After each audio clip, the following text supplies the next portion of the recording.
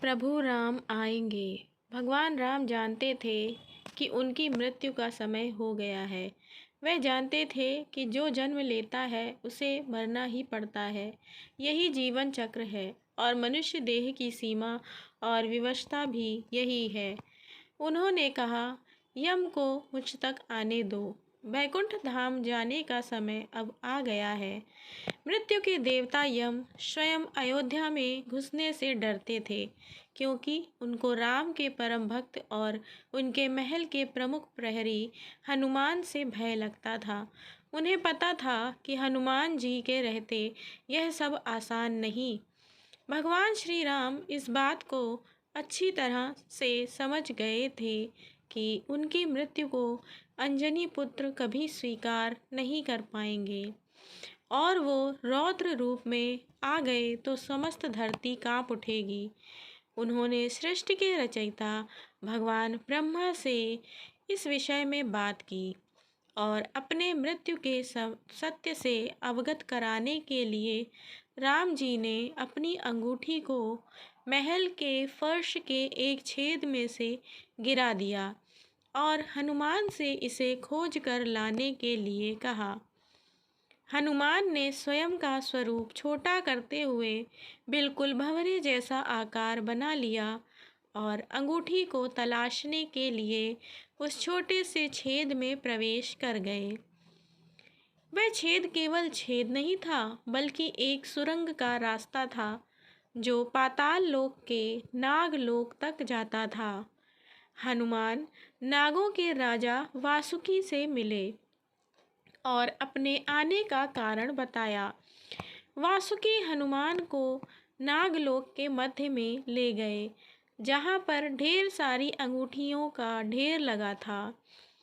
वहाँ पर अंगूठियों का जैसे पहाड़ लगा हुआ था।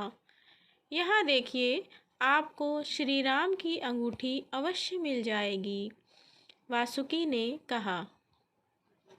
हनुमान जी सोच में पड़ गए कि वो कैसे उसे ढूंढ पाएंगे। यह भूसे में सुई ढूंढने जैसा था, लेकिन उन्हें राम जी की आज्ञा का पालन करना ही था। तो राम जी का नाम लेकर उन्होंने अंगूठी को ढूंढना शुरू किया। सौभाग्य कहें या राम जी का आशीर्वाद या कहें हनुमान जी की भक्ति, उन्होंने जो पहली अंगूठी उठाई वो राम जी की ही अंगूठी थी। उनकी खुशी का ठिकाना न रहा। वो अंगूठी लेकर जाने को हुए, तब उन्होंने सामने दिख रही एक और अंगूठी जानी पहचानी सी लगी। पास जाकर देखा तो वे आश्चर्य से भर गए। दूसरी भी अंगूठी जो उन्होंने उठाई वो भी राम जी की ही अंगूठी थी।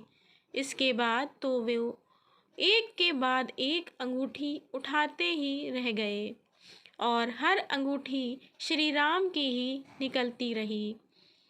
उनकी आंखों से अश्रुधारा फूट पड़ी। वासुकी, यह प्रभु की कैसी माया है? यह क्या हो रहा है? प्रभु क्या चाहते हैं? वासुकी मुस्कुराए और बोले, जिस संसार में हम रहते हैं वो सृष्टि व विनाश के चक्र से गुजरती है, जो निश्चित है, जो अवश्यंभावी है। इस संसार के प्रत्येक सृष्टि चक्र को एक कल्प कहा जाता है। हर कल्प के 4 युग या 4 भाग होते हैं। हर बार कल्प के दूसरे युग में अर्थात त्रेता युग में राम अयोध्या में जन्म लेते हैं। एक वानर इस अंगूठी का पीछा करता है, यहाँ आता है और हर बार पृथ्वी पर राम मृत्यु को प्राप्त होते हैं। इसीलिए यह सैकड़ों हजारों कल्पों से चली आ रही अंगूठियों का ढेर है।